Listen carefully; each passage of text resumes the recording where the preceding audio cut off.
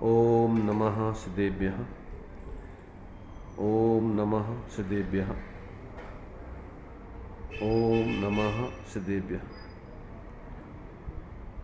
मंगलम भगवान वीरो मंगलम गौतमो गणी मंगलम कुंद कुंदाद्यो जैन धर्मोस्तु मंगलम सर्वमंगल मांगल्यम सर्वकल्याणकारकं प्रधानं सर्वधर्माणां जैनं जयतु शासनं जैनं जयतु शासनं।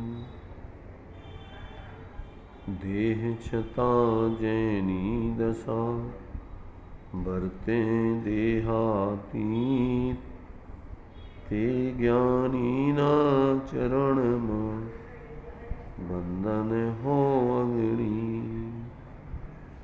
ते ज्ञानी ना चरण में बंधन हो अग्नि।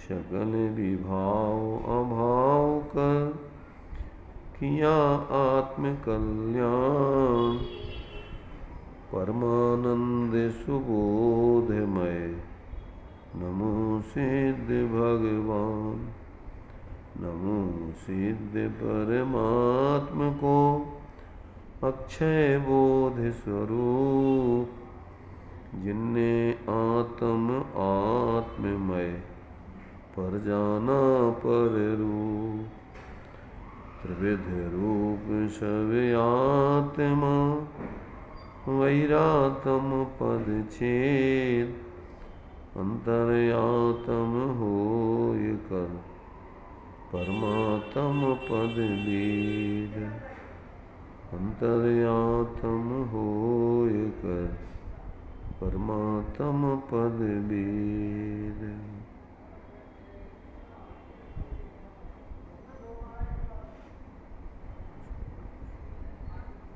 चर्चा अपनी विराट सरिता श्रीमद् राजचंद्र जी के वचनामृतों के संकलन के माध्यम से चल रही है। अभी अपना 301 नंबर तक के वचन की चर्चा हो चुकी थी। इसके आगे के वचनों के बारे में अपन यहाँ विचार करेंगे। 301 नंबर का वचन था, हे मुमुक्षु वीतराग पद बारंबार विचारने योग्य है, उपासने योग्य है, ध्यान करने योग्य है। देखो यहाँ पर वीतरागता और वीतराग पद है। वीतरागता अपन को पर्याय में प्रकट की जाती है और वीतराग पद यानी आत्मा का स्वभाव मूल में कैसा है, माने कसायों से या विकारों से रहित ही है। आत्मा का मूल स्वभाव विकार रहित है, परंतु अनादिकाल से जीव अपने ऐसे विकार रहित स्वरूप को भूलकर शरीर आदि में मूर्छित होकर के निरंतर पर्याय में विकार भाव राग द्वेष मोह आदि के भाव पैदा करके जी रहा है। अब अपन को ये बताया कि तुम बार बार अपने तुम्हारा स्वरूप इस शरीर आदिक नहीं है और राग आदिक नहीं है, तुम्हारा स्वरूप तो वीतराग स्वभाव है तुम्हारा। ऐसे अपने उस स्वरूप का यहाँ पर विचार करने को, निर्णय करने को कहा गया है। ऐसे अपने स्वरूप का विचार करो कि तुम्हारा स्वरूप ये शरीर आदि रूप नहीं है, राग आदि रूप नहीं है, तुम्हारा स्वरूप तो वीतराग रूप है। तुम्हारा पद स्वरूप कहो, पद कहो, स्वभाव कहो, वीतराग रूप है। ऐसा विचार करके निर्णय करो, और ऐसा निर्णय करोगे तो फिर तुम्हें लगेगा कि अरे अभी तक तो हम भ्रम में ही थे, हम तो अपने आप को शरीर आदि रूप मान रहे थे, राग आदि रूप मान रहे थे, सुखी दुखी आदि, अमीर गरीब और असमान जाति द्रव्य पर्याय मनुष्य देव त्रियंश नारकी आदि आदि सब भ्रम से हम क्या कर रहे थे। तो क्या होगा कि अपनी गलती समझ में आएगी, और फिर जब अपना स्वरूप जिसको तुम भूले थे अब उसकी आराधना करोगे, उपासना कहो यानी उसकी तरफ झुकोगे, उसकी तरफ झुकोगे, एकाग्रता करोगे, तो अपने उस वीतराग पद की पर्याय में सिद्धि हो करके और वीतराग दशा प्रकट हो जाएगी। अभी तक जो निरंतर जो है पर्याय में राग देश मोह की वृत्ति चल रही है, उसका भाव हो करके और ऐसी वीतराग दशा की सिद्धि हो जाएगी। तो ये अपने लिए यहाँ कहा कि हे सुखार्थी जीव, मुमुक्षु माने क्या, सुखी होने की इच्छा है, मुक्तम इच्छु यानी मोह रहित होने की इच्छा है या दुखों से रहित होने की इच्छा है, तो तुम्हारे लिए यदि मोक्ष की है कामना तो इस वीतराग पद को जानिए, मानिए, उसका अनुसरण कीजिए। तो उसी की यहाँ पर वो वीतराग पद की बारंबार विचारना, उपासना, ध्यान करना कहा है। तो अनेक अनेक दृष्टिकोणों से ज्ञानियों ने तुम्हें अपने स्वरूप की तरफ, स्वरूप का बोध करा करके उसकी आराधना उपासना करके उसमें ही अपनी स्थिरता करने की प्रेरणा दी है। तो ये बात यहाँ पर 301 नंबर के वचन में उसी बात को स्पष्ट किया है। 302 नंबर का वचन है, हे सम्यक दर्शनी, सम्यक चारित ही सम्यक दर्शन का फल होता है, इसलिए अब उसमें अप्रमत्त हो। क्या मतलब? देखो, जिन्होंने सम्यक दर्शन को प्राप्त कर लिया है, तो ऐसे उस सम्यक दर्शन को धारण करने वाले जीवों को कहा है कि हे सम्यक दर्शनी, हे सम्यक दर्शन को धारण करने वाले, अब तू कहते हैं उसमें संतुष्ट मत हो जा। क्यों? कि सम्यक दर्शन का फल तो सम्यक चारित्र की सिद्धि करने में है, अकेले मात्र सम्यक दर्शन में ही संतुष्ट हो जाने में नहीं है। इसलिए आगे के लिए उसको सजग किया है कि हे भाई, अब तू सम्यक दर्शन प्राप्त करके और वहीं संतुष्ट होकर मत रुक जा, क्योंकि सम्यक दर्शन का प्रयोजन तो सम्यक चारित्र, सम्यक दर्शन तो धर्म का मूल है, पर मुख्य माने धर्म तो चारित्रम खलु धम्मो, तो तुझे सुख शांति तो चारित्र में मिलना है। इसलिए तू अकेली मात्र ऐसे अपने आत्मा की श्रद्धा करके संतुष्ट मत हो जा, अब तू अपने स्वरूप में ही स्थिरता करके और ऐसी वीतराग दशा को प्राप्त कर। तो इसलिए यहाँ पर संबोधन किया है कि हे सम्यक दर्शनी, सम्यक चारित्र ही सम्यक दर्शन का फल होता है, इसलिए अब उसमें तू अप्रमत्त माने सावधान हो, उसकी सिद्धि कर, अब प्रमाद में मत रहे। ये बात यहाँ पर संबोधन किया है। अब जिसने सम्यक चारित्र धारण कर लिया तो फिर उसको भी आगे संबोधन कर रहे हैं कि हे सम्यक चारित्री, पहले सम्यक दर्शन में कोई संतुष्ट हो गया तो उसके लिए संबोधन किया, फिर सम्यक चारित्र में आकर के और शिथिलाचारी बरत रहा है तो अब उसको यहाँ पर आगे संबोधन करते तो कहते हैं हे सम्यक चारित्री, अब शिथिलपना सुहाता नहीं है, अप्रमत्त दशा सुहाती नहीं है, बहुत अंतराय था वह तो यहाँ आकर तूने निर्वृत्त कर दिया, उसका तो अभाव कर दिया। अब निरंतराय पद में शिथिलता किस कारण से करता है? अब तूने जब इस प्रकार की उस ऐसे उत्कृष्ट पद को प्राप्त कर लिया है तो अब इसमें प्रमाद करना कहाँ तेरे लिए शोभा देता है? इसलिए अब तू प्रमाद छोड़ करके निरंतराय रूप में अपने उस स्वरूप की आराधना में लग करके अपनी उत्कृष्ट साधना कर। पहले सम्यक दर्शन कहा तो है कि उसमें तुम मत रुक सम्यक दर्शन में ही, हाँ, लेकिन वो तो जो सम्यक दृष्टि होगा वास्तव में रुकेगा नहीं। जरूरी नहीं है, अगर उसको आगम का ज्ञान नहीं है, वो आगम से ही पूरी सिद्धि है उसकी, सम्यक दर्शन से लेकर के मोक्ष तक की, जब तक अभी पूर्ण वीतराग दशा सर्वज्ञ दशा नहीं हुई तब तक आपको आगम ही आधार है। सम्यक दर्शन हो जाने के बाद आपको आगे के गुण स्थानों का ज्ञान कौन कराएगा? अभी तुम सर्वज्ञ तो हो नहीं, तो आप तो आगम से ही, आगम को ही पढ़ करके समझ करके सम्यक दर्शनी बने हो, और अब आगम को ही समझ करके आगे सम्यक चारित्र को धारण करोगे और आगे बढ़ोगे। इसलिए जो है आपके लिए क्रम क्रम से जो भी आत्मा की इसलिए पूर्णता के लक्ष्य से की गई शुरुआत ही सच्ची शुरुआत कहलाती है। प्राप्त हुआ तो रुकेगा ही नहीं, अब जो हैं? तो संस्कार चालू ही हो गया उसका। देखो भाई, सिंह की पर्याय थी, सिंह की पर्याय में उसको आत्मबोध हुआ तो सब कुछ थोड़ी उपदेश दे दिया। जिस समय मुनिराजों को दीक्षा दी जाती है उनको सब बताया जाता है, वो कोई पेट से सीख के नहीं आते, सब उनको समझाया जाता है। ऐसे ही छद्मस्त जीवों के लिए अभी पूरा का पूरा आगम सिर माथे रखकर, आगम चक्षु साहू क्यों लिखा हुआ है? अगर उसको ही सब कुछ बोध हो जाता तो साधुओं को आगम आंखें, आगम की आंखें क्यों कहा है?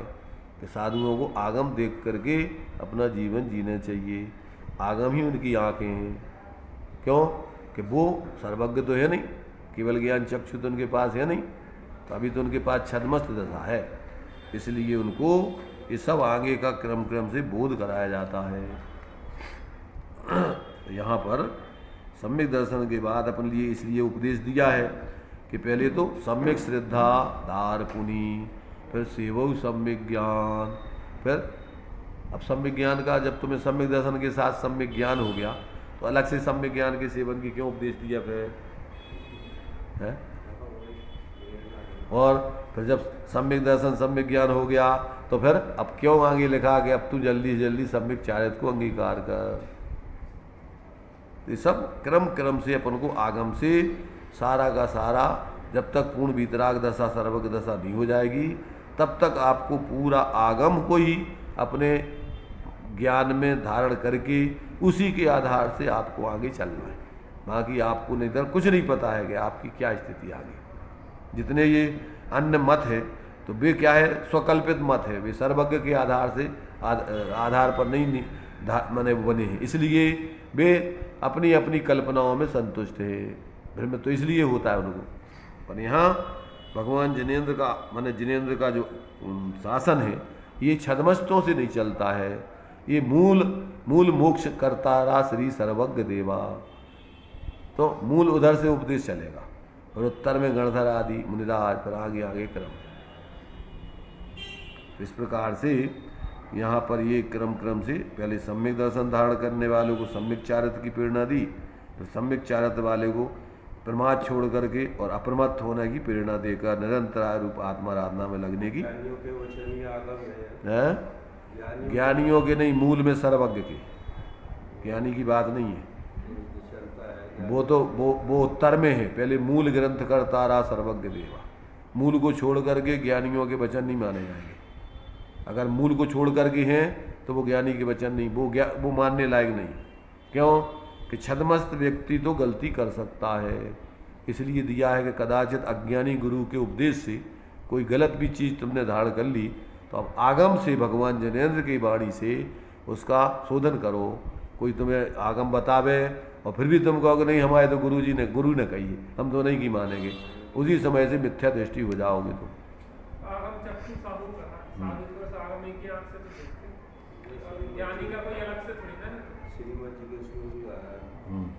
इसलिए अब सब बोलते हैं, अगर आपने नया पंथ चला दिया है तो तुम्हारी दुर्दशा हुए बगैर रहेगी नहीं।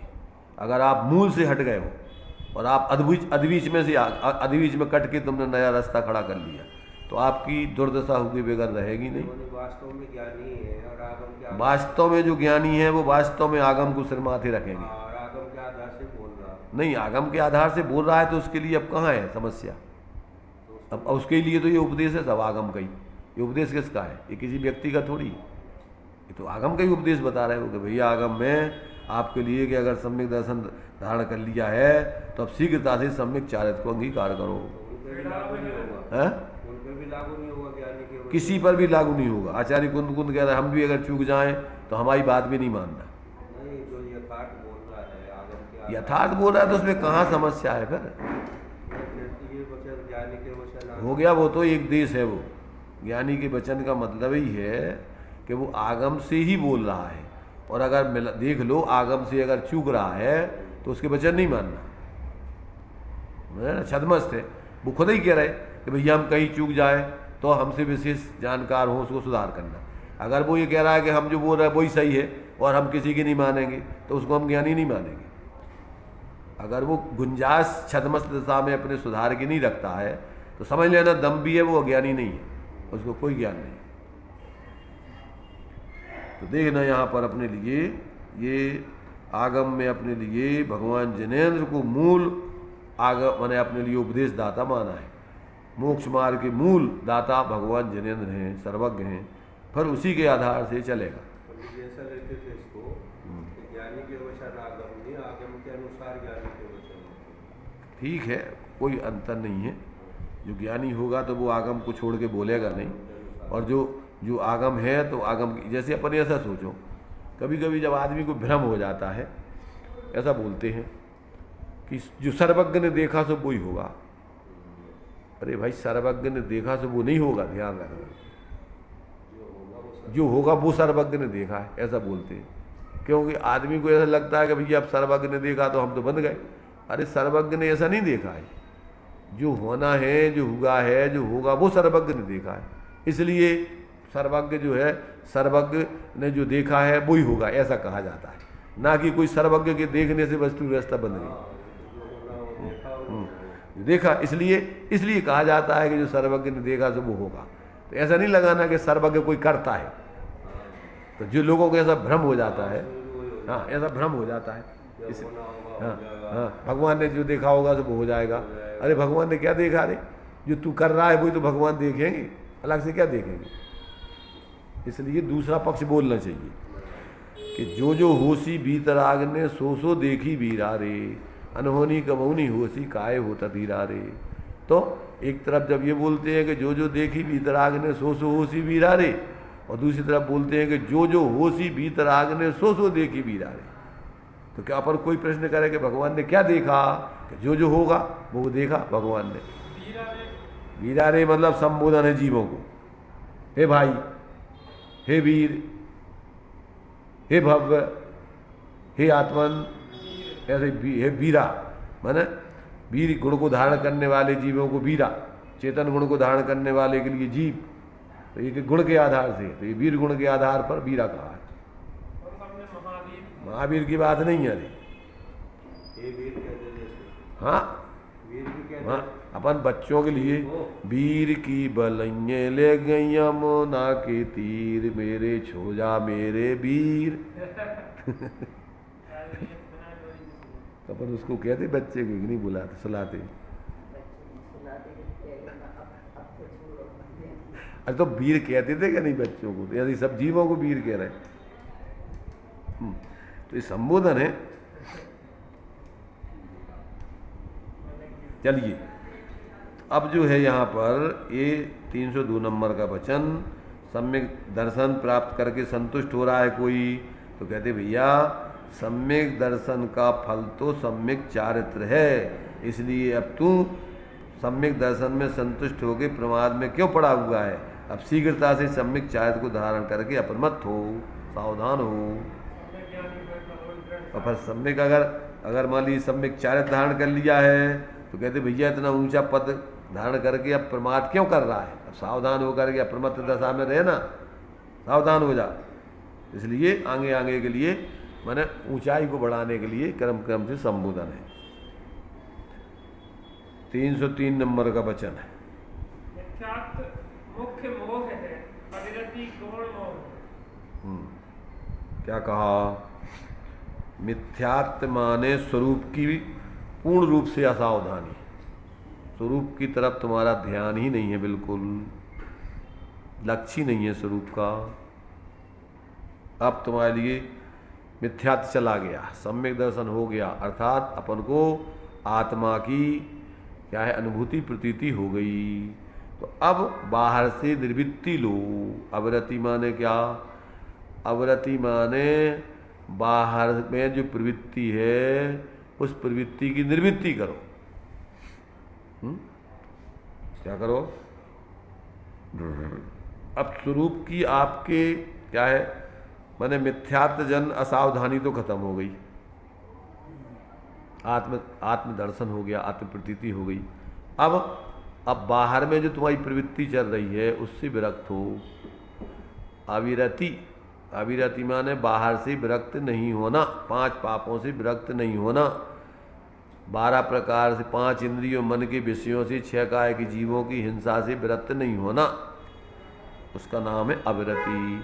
तो अब जब तुम्हारे लिए तुम्हें समझ में आ गया कि हमारा स्वरूप के अलावा इस दुनिया में कुछ नहीं है, तो बाहर में क्यों तुम अपनी प्रवृत्ति कर रहे हो? वहाँ से हटो शीघ्रता से।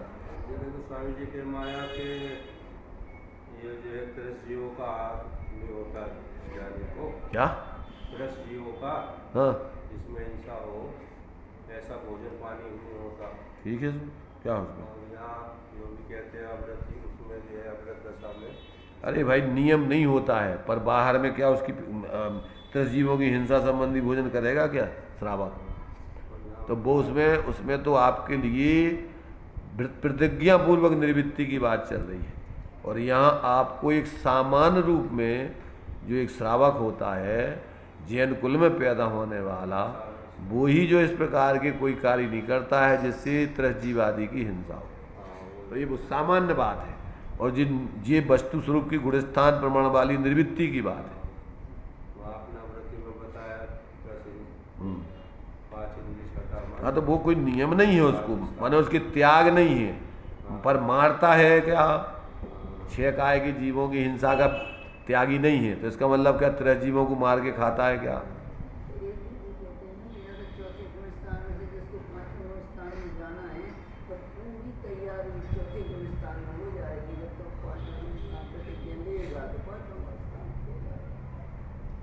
तैयारी हो जाएगी कब के भावना तो उसकी छटपटी चलती है, परंतु मान लीजिए कि अब कोई अपरिहार्य परिस्थिति है, राजा सैनिक थे, अब उनको सम्यक दर्शन हो गया, अब वे बहुत तड़फड़ा रहे कि हम निर्वृत्ति क्यों नहीं ले पा रहे।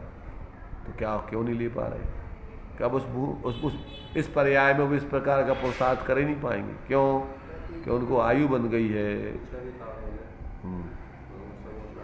हाँ, तो वो भावना तो देखो सभी ज्ञानियों की, यानी सभी सम्यक दृष्टियों की होती है कि हम शीघ्रता से बाहर से पूर्ण निर्वृत्त होके उस स्वरूप में इस तरह होके परम आनंद को भोगें। कौन दुखी रहना चाहता है भाई? दुखी कौन रहना चाहेगा? पर अब वो उस दुख से निवृत्त नहीं हो पा रहा है, तो ये उसकी मजबूरी है, ये उसकी हॉबी नहीं है, रुचि नहीं है। तो इसलिए यहाँ पर अपने लिए कि मिथ्यात्व तो मूल मोह है जिसमें स्वरूप की पूर्ण सावधानी है, बिल्कुल होश ही नहीं है उसको। परंतु क्या है कि अविरति गौण मोह है, अर्थात इसमें भी अस्थिरता जन्य उसको आकुलता तो है, दुख तो है, पर जैसा मिथ्यात्व दशा में है पूरा बेहोशी का माने असावधानी, वैसी नहीं है। अब तो उसकी कमजोरी है, माने जैसे व्यक्ति कोई जो है बीमार था पूरा, तो उसके लिए क्या है कि बहुत परेशानी थी, अब बीमारी तो दूर हो गई, अब उसकी कमजोरी माने बीमारी दूर हो गई मतलब क्या, माने वो जो उसके लिए अब जिसके कारण से बीमारी बढ़ रही थी, हो रही थी, वो तो रुक गया, थम गई वो व्यवस्था। पर अब जो है उसके लिए जो कमजोरी है अभी अपने स्वरूप माने एक प्रकार से जो उस बीमारी के कारण से बाहर की प्रवृत्ति हो गई थी, तो उसकी जो अभी कमजोरी है, वो कमजोरी दूर होने के लिए टाइम लगता है, और जल्दी भी हो सकती है, कोई पात्र जीव हो तो। ऐसा जो है अभी जो है उसकी अपनी स्वरूप की स्थिरताजन्य कमजोरी, अस्थिरताजन्य कमजोरी, वो भी कहते हैं है तो मोह, चारित्र मोह जिसको बोलते हैं, पर वो गौण है। मुख्य रूप से तुम्हारे लिए दर्शन मोह है, क्योंकि दर्शन मोह में तो तुम्हें स्वरूप का लक्ष्य ही नहीं है, ध्यान ही नहीं है, तो अब तुम काय में स्थिर होगे। तो ये मिथ्यात्व मुख मोह है और अवृत्ति गौण मोह है, ऐसा समझना चाहिए। आगे दिया है, अब क्या है यहाँ पर आगे इन्होंने महानीति के वाक्य तो है मूल ग्रंथ में 700, महानीति के वाक्य तो उन्होंने मूल ग्रंथ में तो 700 लिखे हैं, पर यहाँ इन्होंने खास उपयोगी वचनों को संकलित करके, वाक्यों को संकलन करके और 78 वाक्यों का संकलन किया है। बहुत छोटे छोटे हैं पर है काम के सब, इसलिए यहाँ संकलन करके दिया है। अब इस मूल उसकी हेडिंग तो डाली है, 304 नंबर का वचन है ये और उसमें उसका मूल विषय है महानीति। महानीति जैसे मूल गुण होते हैं ना, ऐसे ये श्रावकों के लिए या जीवों के लिए इन वचनों या इन महानीति के वाक्यों को अपने जीवन में जीना चाहिए, अगर अपने जीवन में ऊंचाई प्राप्त करना है तो अब इस महानीति के वाक्यों में अपन क्रम से छोटे छोटे से वाक्य पर हैं बहुत गहरे गंभीर। तो अब इसमें अपन विचार करते हैं। 304 नंबर का मूल वचन है ये। उस मूल वचन के अंतर्गत महानीति हेडिंग डाल करके 78 वचन हैं इसमें छोटे छोटे। अब क्रम से इन पे अपन विचार करते हैं। देखिए, इसमें से सबसे प्रथम है सत्य भी करुणामय बोलना। क्या कहा? सत्य भी करुणामय बोलना। तो इसको ये समझ लो आप, पहली चीज तो सत्य जाना जाता है, अनुभव किया जाता है, बोला नहीं जाता है। क्या होता है? सत्य जाना जाता है, अनुभव किया जाता है परमार्थ से। व्यवहार में सत्य का बोलना भी कहा जाता है। क्या? व्यवहार में अपन को, क्योंकि ये वस्तु स्वरूप का निरूपण निश्चय व्यवहारात्मक है, या उसको अपन तथ्य और तीर्थ कहें, कि ये बोलना जो है उस तथ्य की जानकारी देने के लिए ये तीर्थ है। इसके बिना उस सत्य को कैसे जानोगे? जो आचार्य कुंद देव ने कहा है कि भाई जहण भी सक्य मणज्जम अणज्य भाषम बिनादु गाहेदुम तय व्यवहारेण बिना परमत्थोपदेशेण मसक्कम। उस तथ्य को बिना तीर्थ के, बिना उपदेश के, बिना शब्दों के उसको समझाया नहीं जा सकता है। इसलिए उस सत्य को कैसा बोलना, माने बोलना तो उसके बारे में कैसे बोलना कि जिससे वो व्यक्ति सत्य से जुड़ करके अपने जीवन में राग आदि का अभाव कर सके। करुणा माने क्या? करुणा माने अपनी आत्मा में उस प्रकार की प्रवृत्ति, परिणमन। किस प्रकार का परिणमन? कि जिससे व्यक्ति अहिंसा रूप परिवर्तन करने लगे। क्या करना? सत्य कैसे कहना? सत्य से सत्य बना है। सत्यम शिवम सुंदरम। सत्य ही शिव है और शिव ही सुंदर है। तो सत्य माने क्या? तो वो वस्तु का स्वरूप है। सत्य माने होता है उत्पाद वे ध्रुवयुक्तम सत, सद्रव। तो वो वस्तु स्वरूप है, तो वो वस्तु का स्वरूप है सत्य। तो उसी सत्य के स्वरूप को बताना है अब जीवों के लिए।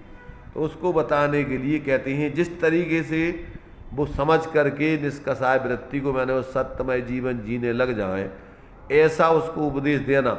और मात्र शब्दों में ही उलझ करके और मैंने कुछ भी बोल करके संतुष्ट नहीं हो जाना।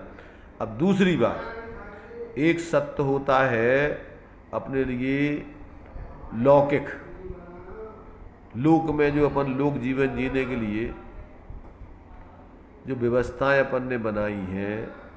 क्या बनाई हैं? अपन को जो व्यवस्थाएं बनाई हैं कि ये जहाँ अपन रह रहे हैं कि भैया ये मकान हमारा है, ये दुकान हमारी है, ये जो है ये पैसे हमारे, ये जो भी अपन को व्यवहार में जो अपने लिए 5 पापों का त्याग बताया है, तो एक तो अपन को व्यवहार से और एक परमार्थ से। क्या कह रहे? तो व्यवहार में अपन को लोग जीवन जीने के लिए अपन को जो व्यवस्था बनाई है, एक वो व्यवहार में सत्य। अशोक कितने पहुंच जाओ तुम इधर में।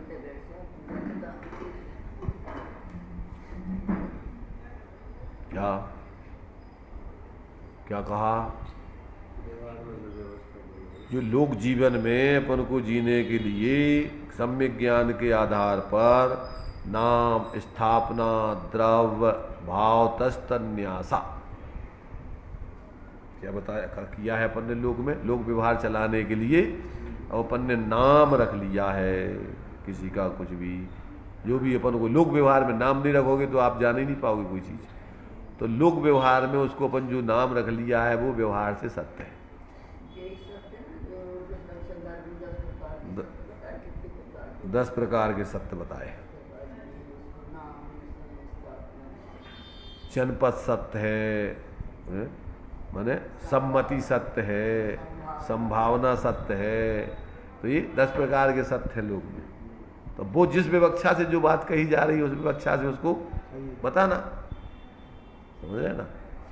अपने लिए अब जैसे मान लीजिए अपन ने स्थापना है, अब स्थापना कर ली, स्थापना करके अपन ने माने जैसे महापुरुष नहीं है, तीर्थंकर आदि नहीं है, उनमें अपन ने मूर्ति में स्थापना कर ली और अपन कह रहे जी महावीर स्वामी आए। अब कोई कहे झूठ, ये महावीर स्वामी आए, पत्थर की मूर्ति, कैसे भगवान महावीर स्वामी है जी? ये तो अजीब है। तो मतलब ये है कि भाई वो किस अपेक्षा से है, वो आपको उनके अभाव में उनके प्रतिनिधित्व करने के लिए, आपको उनका स्वरूप बताने के लिए आपको उनकी मूर्ति बना करके ये आपको उनका स्वरूप बताया जा रहा है। जो चीज़ आपके लिए समझाना है तो कैसे समझाओगे? वो आपको व्यवहार में क्या है, उनका जो स्वरूप जैसा था बाहर में शरीर आदि का, वैसा स्थापित करके फिर बताओगे तुम कि ऐसे भगवान महावीर स्वामी ऐसे थे, या अनंत भगवान की स्थिति ऐसी होती है। अब वो तो बता रहे तुम काय से, चित्र से। समूषण में अभी जो भगवान महावीर स्वामी हैं मूल में या तीर्थंकर होते हैं तो वे आंखों से तो दिखते नहीं हैं, वो तो अमूर्तिक सत्ता है आत्मा की। अपन बोलते हैं अरहंत सिद्धाचार्य पाठक साधुगर परमेष्टिपण सब आत्मा की अवस्थाएं, तो ये तो आत्मा की अवस्था है मूल में। तो अब बाहर में तुम देख रहे समूषण में भी भगवान थोड़ी दिख रहे तुम्हें, कौन है? अरे वो तो उस आसमान जाति द्रव्य पर्याय में जो उनकी आत्मा रह रही है तो वो तो उनका बाहर का शरीर है, संयोग है। तो अब चूंकि ऐसी व्यवस्था है लोक में व्यवहार की, तो ऐसा अपन को इन सब बातों को, जो बात जिस विवक्षा से कही जा रही है उस विवक्षा से कहना वो सत्य है। समझ में आ रहा कि नहीं? इसलिए यानी सत्य ऐसा बोलना कि जिससे दूसरे व्यक्ति की कसाय आदि पैदा ना हो जाए, दूसरों का अहित ना हो जाए, अपना भी अहित ना हो, अपनी भी कसाय पैदा ना हो। तो इस प्रकार से आपका कहते हैं सत्य ऐसा बोलो करुणामय कि जिससे स्वपर का हित हो गए।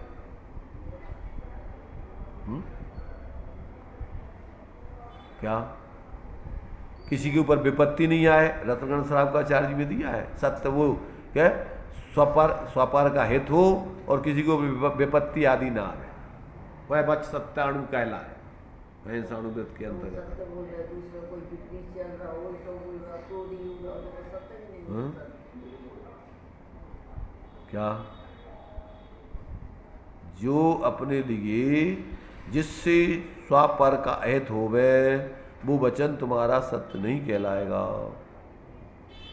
इसलिए मूल में तो पुरुषार्थ सिद्धि उपाय में दिया अहिंसा ही धर्म है, और सत्य अचोरी ब्रह्मचर्य अपरिग्रह तो उसकी बाढ़ है, सील है। ये उस अहिंसा की सिद्धि करने के लिए है 4 व्रत।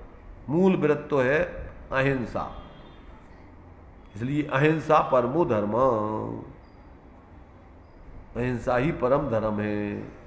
फिर अब चूंकि झूठ बोलने में क्या होता है कि झूठ बोलने में स्वपर के प्राण पीड़ित होते हैं। जैसे मान लीजिए किसी व्यक्ति का तुमने कोई चीज़ उठा ली, अब वो दुखी होता फिर रहा है, परेशान हो रहा है। एक तो आपने चोरी कर ली और फिर आप फिर बोल सत्य नहीं बता रहे, हमें नहीं पता कहाँ गई। कोई घर में मान लो तुम्हारे जेब में से कोई ने, अपने घर के लोग ने पैसा उठा लिए, अब वो कहे हमें नहीं पता, हमें क्या करना है, झूठ बोल रहा है और चोरी कर ली तुमने, तो क्या है उससे क्या हो रहा है? तो तुम्हारे अंदर भी हम भयभीत रहोगे, पकड़ा नहीं जाऊं, पकड़ा नहीं जाऊं, पकड़ा नहीं जाऊं, रात दिन तुम्हें डर लगा रहेगा, मायाचारी करते रहोगे। तो इससे क्या है, तुम्हारी आत्मा भी क्या हो रही, अब तुम्हारी आत्मा भी कसायमय हो रही, पीड़ित हो रही, और सामने वाले की आत्मा भी दुखी हो रही। तो क्या काय के लिए सत्य बोलना, काय के लिए झूठ नहीं बोलना, काय के लिए चोरी नहीं करना, काय के लिए ब्रह्मचर्य से रहना, काय के लिए परिग्रह इकट्ठा नहीं करना। दूसरे लोगों को ज़रूरत है और तुमने इकट्ठा करके धर लिया, अब वो परेशान हो रहा और तुम रखाने में परेशान हो रहे। तुम्हारी आत्मा में भी कसाएं पैदा हो रही, आकुलता पैदा हो रही, और दूसरे जीव भी परेशान हो रहा है। तो काय के लिए है चार? ये अहिंसा की सिद्धि के लिए है। इसलिए वो सत्य भी झूठ है कि जिसमें स्वपर का हित हो, हिंसा आदि हो गए। वचन सत्य वही है कि जिसमें स्वपर का हित हो, अहिंसा की सिद्धि हो, किसी के प्राण पीड़ित आदि ना हो, वो वचन, ऐसा वचन ही सत्य है। तो क्या कह रहे? सत्य भगवान का रूप है, सत्यम शिवम, और वही सुंदर है। और सुंदर की परिभाषा समय सार में क्या दी? यत् निश्चय गदो समो सवत् सुंदरो लोए, मंद कहा ये अत्ते तीर्ण में संवादिनी होदी। एकत निश्चय गत समय सर्वत्र सुंदर लोक में, जो अपने उस एकत्व भक्त आत्मा की अपनी परिणति, अपने स्वरूप में स्थित हो जाए, वही वास्तव में तुम्हारे लिए क्या है? सत्य है, शिव है, सुंदर है। और उससे बाहर जितना जो कुछ भी है वो सब तुम्हें असत्य है, क्या है? अकल्याणकारी है, असुंदर है।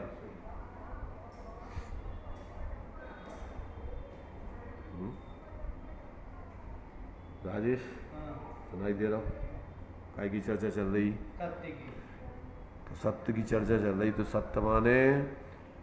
सत्य माने वस्तु का स्वरूप, यथार्थ। तो वो भी कहते हैं ऐसा बोलना कि जिससे अपना और दूसरे का अहित ना होवे, इस प्रकार बताना कि स्वयं भी निष्कषाय पने को प्राप्त हो, दूसरा भी निष्कषाय दशा को प्राप्त हो।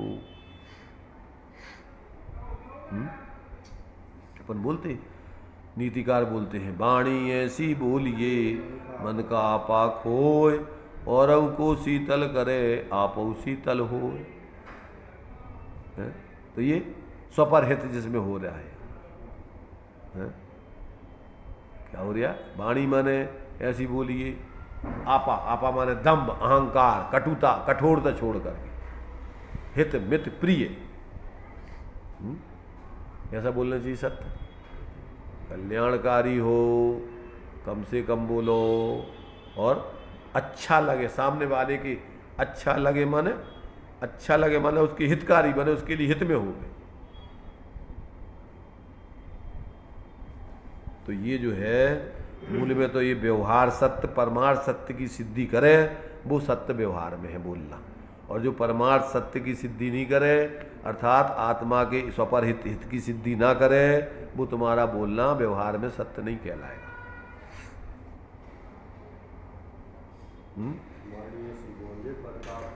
पर का नहीं, मन का आपा माने दम्भ छोड़ करके, आपा माने इसको तो बहुत अहंकार है, तो अहंकार से बोलना, वो तुम्हारा बोलना सही नहीं है। दम्भ है आपा, मन का आपा खोए। वाणी ऐसी बोलिए, मन का आपा माने दम्भ छोड़ के, अपने आप को श्रेष्ठ मान करके दूसरे को नीचा बताने के लिए जो बोला जाता है। तो वाणी ऐसी बोलिए, मन का आपा खोए, औरों को शीतल करे आपो शीतल होए।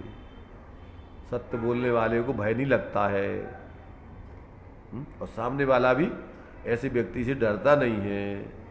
अब जो क्या है, मान लीजिए झूठ बोल रहा है तो जोर से बोलेगा, कसाय से बोलेगा, सामने वाले को भयभीत करेगा। नहीं समझ में आई तुम्हें? और जो सही बोल रहा है वो तो प्रेम से बोलेगा, उसको क्या है। तो झूठ बोलने वाला व्यक्ति कसायमय बोलता है। कबीरदास जी।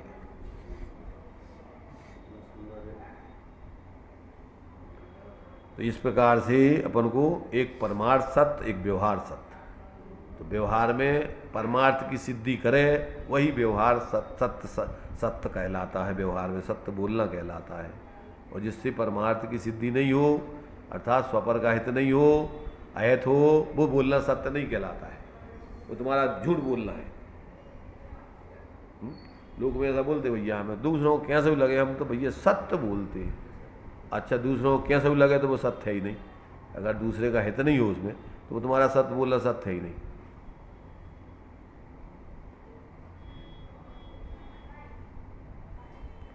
माल पानी ज़्यादा खाते हो, आंखें बंद होती रहती हैं, सुनाई देता नहीं है। अशोक की क्यों भाई अशोक?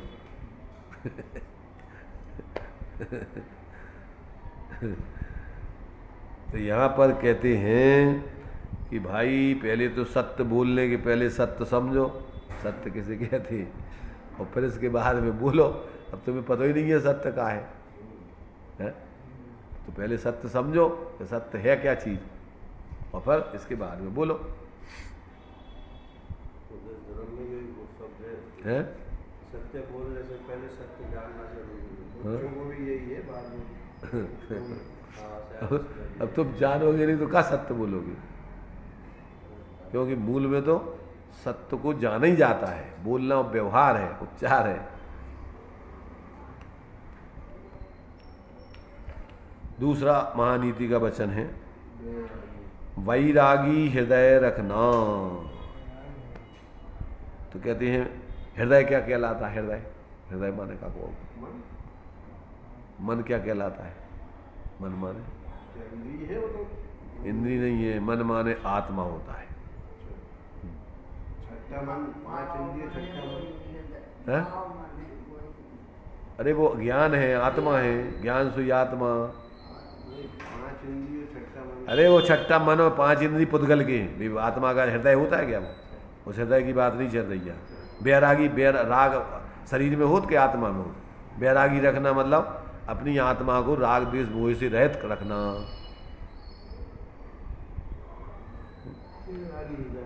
भाई बैरागी हृदय माने आत्मा के भाव, कसाय से रहित कर रखना, कसाय रूप नहीं रखना। तो यानी अपने को ज्ञान स्वरूप जीवन जीना, निष्कसाय जीवन जीना।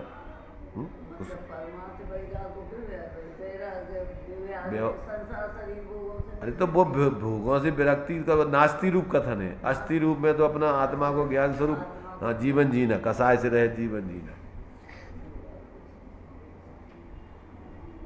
इसलिए ये समझना बैरागी हृदय बने अपन का हृदय का बैराग का रखना का। हमको एक वचन तो अकेले इतना ही सो है, तीन छोटे छोटे बाग के उसमें, पर उनमें पूरा सब समाहित है।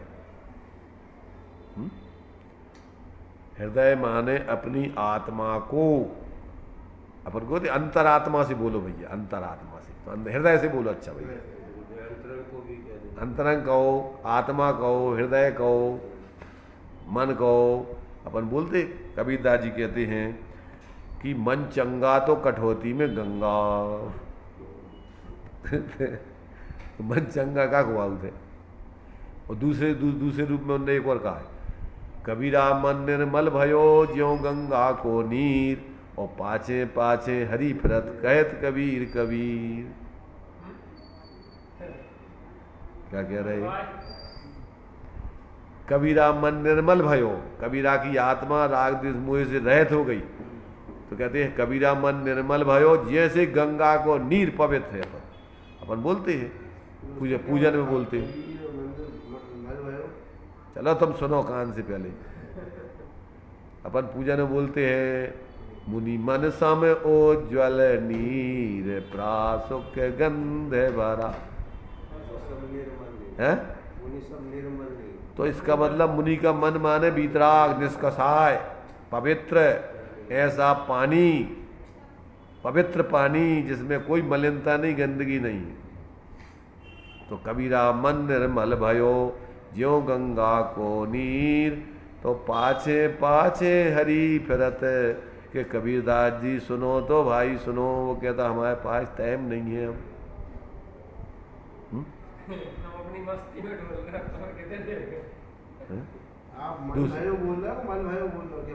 हैं। तुम कान लगा के सुनो। इन पास में इतने लोग, हम ये कह रहे हैं तुम्हारी शंका, 2 जने बगल में बैठे उनसे पूछो क्या बोल रहे हैं हम। क्या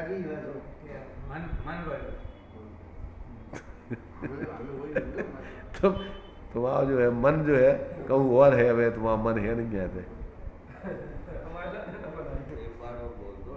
तो क्या है कि जब व्यक्ति पवित्र हो जाता है तो परिणति जब पवित्र हो गई तो आत्मा उसमें प्रकट हो जाता है। तो आत्मा उसकी परिणति के पीछे लगा हुआ है। अब वो एक दूसरा एक उसने जो है किसी एक नीतिकार ने ये भी बोला है कि खुदी को कर बुलंद इतना कि हर तकदीर के पहले खुदा बंदे से खुद पूछे बता तेरी रजा क्या है। क्या हुआ अर्थ है? जो भी हो लगा लो तुम। तो खुदी को कर बुलंद इतना कि हर तकदीर के पहले खुदा बंदे से खुद पूछे बता तेरी रजा क्या है। हाँ, जब तू क्या करेगा, अपने को इतना मजबूत पवित्र कर लेगा, ऊंचा उठा लेगा, तब तेरे भाग्य को जैसे वो आता है कि जैसे विद्यार्थी ने इतनी तैयारी कर ली पढ़ाई की कि अब उसने जो भी प्रश्न लिखे हैं उसमें से एक नंबर कोई काट नहीं सकता है। तो अब तो मास्टर पूछेगा कि बता तुझे कितने नंबर दे दें। उधर देखो उस राजेंद्र प्रसाद का आता ना कि उन्होंने 10 प्रश्न लिखे थे और उसमें लिखा था कि इनमें से कोई 5 प्रश्न जांचिए, और उन्होंने 10 प्रश्नों को उत्तर लिख के और नीचे नोट लगाया कि इनमें से कोई 5 प्रश्न जांचिए। अरे हो गया वो तो है? बोलने में हो गया तो थोड़ा क्या बोला? क्या पहले शब्द में बोल पहले भी जांचे बोले। चलो तो क्या बोला था हमने? क्या बोला था? हाँ 5 प्रश्न जांचिए, तो ठीक तो कहा हमने। अरे पहले ही मैं तो कह रहा था इनमें से कोई 5 प्रश्न जांचिए। अब वो करिए का और जांचिए का एक ही बात है भाई। 10 में से 5 जांचने हैं तुम्हें। जांचने माने क्या? तुम जांच लो कौन से करने तुम्हें 5 से। तुम अपने तो उसमें से 5 प्रश्न तुम अपने जांच लो कौन सा करना है तुम्हें। तो 5 प्रश्न करने के उसमें था क्या उनका लिखने वाले का कि भैया पहले क्या है, अब आजकल जैसे भी नहीं आती ऑप्शनल ऑब्जेक्ट आती पुरानी में से, अगर तुमने एक गलत सही कर दिया एक गलत तो उसमें से तुम्हारा 0 आ जाएगा नंबर, उसको भी काट लिया जाएगा। पर उतने पहले क्या है, जैसे मान लो कि भाई छूट दी जाती थी, चलो तुम पे ये नहीं बनेगा ये नहीं बनेगा, इसमें से कोई भी 10 में से 5 कर लो। पर उन्होंने 10 प्रश्नों को हल करके और नीचे नोट लगा दिया कि इसमें से कोई 5 जांचिए। तो परीक्षक ने कहा कि विद्यार्थी परीक्षक से ज़्यादा समझदार है, अब इसको नंबर वो ही बताएगा कि कितने चाहिए। अब हम नहीं इसको नंबर दे सकते, अब उससे ही पूछना पड़ेगा कि अब तुझे कितने नंबर चाहिए बता। तो तू अपने आप को इतना मजबूत कर ले कि सामने वाला व्यक्ति तुझसे स्वयं पूछे कि भैया अब तू बता तू क्या चाहता है।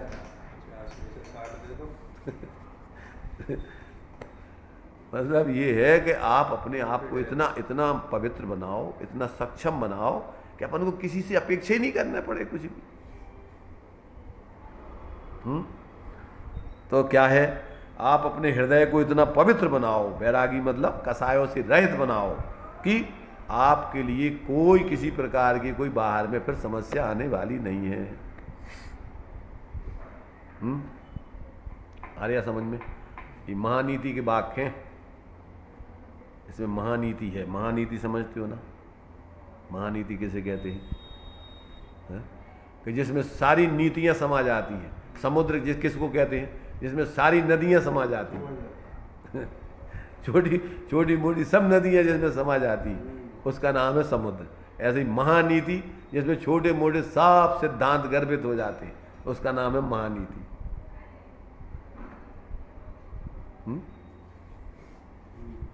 तो ये जो है अपन को उसी रूप में समझना, जैसे आचार्यों के एक सूत्र होते हैं, बीज, जैसे एक बीज में पूरा वृक्ष समाहित है, ऐसे ही एक एक वचन में एक एक वाक्य में पूरी द्वादशांग निर्माणी ज्ञानियों का एक एक वचन अनंत आगमों को लिए हुए होता है।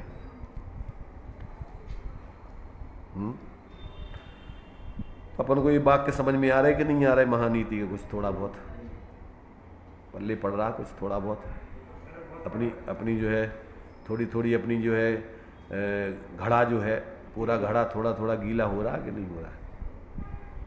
उसमें कुछ कुछ पानी भरा जा रहा है कि नहीं? अभी गीला हो रहा है कि नहीं? पहले तो पूरा भरा जा रहा है। पूरा घड़ा है तो उसको पानी डालते रहो, भरते नहीं है, गीला ही नहीं होता वो।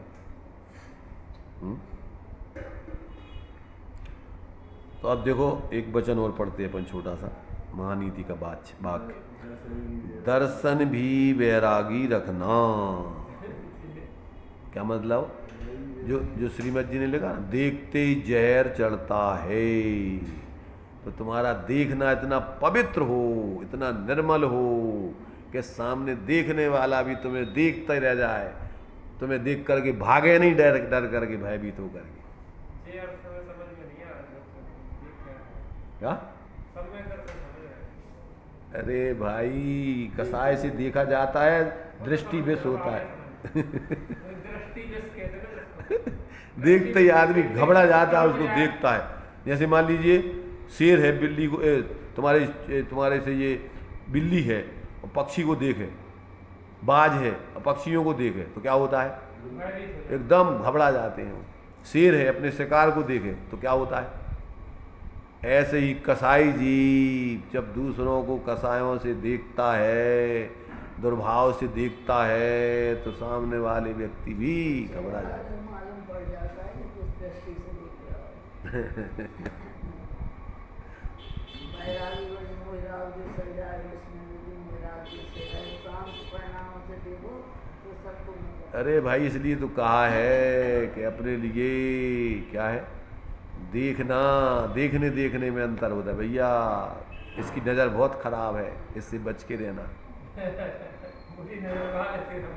उसमें तो तुम्हारे से, उनमें गाड़ियों में जो है, नई गाड़ी होती है तो नीचे पीछे जूता काला वाला कुछ टांग देते हैं।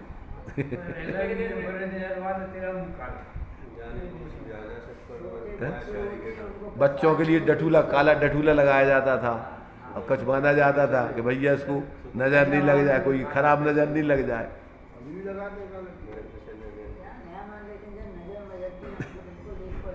अरे तुम्हें 1% जो कह रहे ना, देखते ही जहर चढ़ता है, खोटी नजर देख। भैंसों पर नजर लग जाए, आदमी की तो छोड़, भैंसों पर नजर लग जाए। वो देखो, जो ज्यादा दूध निकला सुबह सबके सामने नहीं निकाला, कहते भैया तुम लोग जाओ, हम दूध निकाले, हमारी भैंस को नजर लगा दोगे। हैं? यही तो बता रहा ये श्रीमद जी ने लगा, जहर, देखते ही जहर, दुर्भाव से देखना उसका नाम नजर है। नजर किसे कहते? किसी को खोटी निगाह से देखना उसका नाम जहर है। हाँ, सब है ना। दृष्टि से व्यक्ति फोड़ देते, किसी से को फोड़ देते देख करके। हाँ, देखते ही है ना, दृष्टि विष यही है ना। ऐसे सांप होते हैं दृष्टि विष, सर्प रिद्धि भी है, दृष्टि विष औषधि भी है, देखते ही साथ। हाँ, सर्व औषधि भी है। एक व्यक्ति है वो ऐसे देख ले पक्षियों को टपकने लग जाते, इतना उसकी नजर का प्रभाव गिरने लग जाते। सामान अपनी नजर से वो आगे पीछे कर देगा। चलो, कुल मिलाकर के अपन को एक महानीति के वाक्य, जितने से उसमें से जितनी शाखाएं प्रशाखाएं निकालना है निकालते जाओ।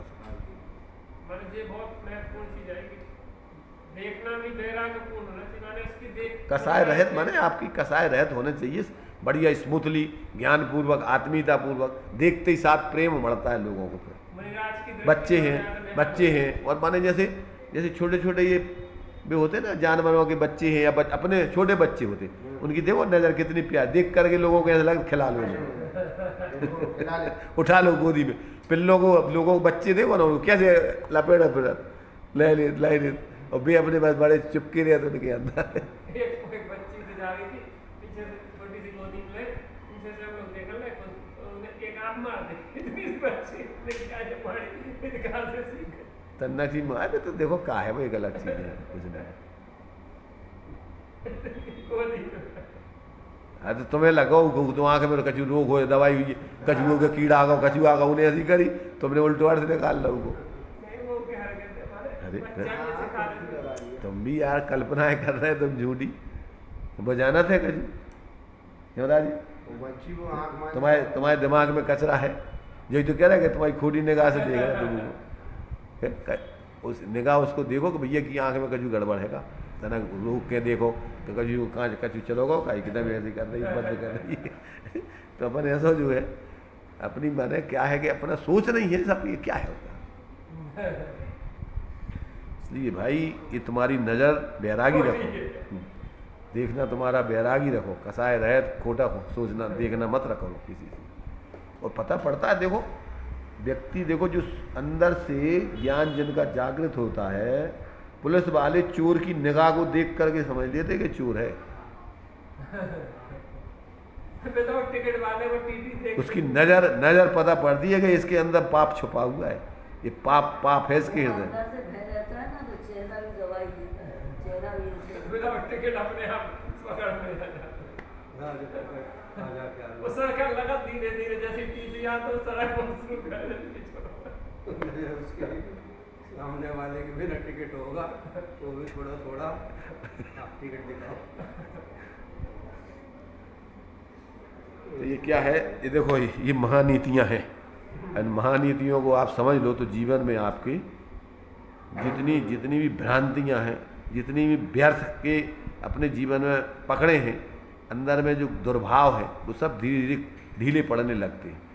जैसे जो है एक मयूर के बोलने से चंदन विष लिपटे रहे तो क्या है भी ढीले पड़ जाते वृक्षों में। वो तो नीति का वाक्य है कि क्या कर सकत भुजंग, माने सज्जन पुरुषों का जो है गलत आदमी क्या कर सकता है। माने जैसे मान लो सर्प है दुर्जन कसायवान, पर वो चंदनों के पेड़ों से लिपट जाए तो उस चंदन के पेड़ों को क्या बिगाड़ लेगा। चंदन विष व्यापत नहीं लिपटी रहत भुजंग। हाँ, तो ये जो है मतलब क्या है कि ये तो सज्जन पुरुषों का कोई बिगाड़ नहीं कर सकता, मतलब उसका ये।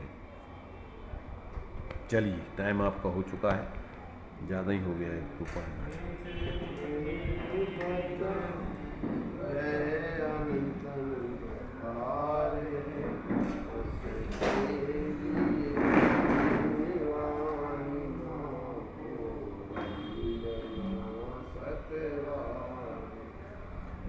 ओम नमः सतेभ्य।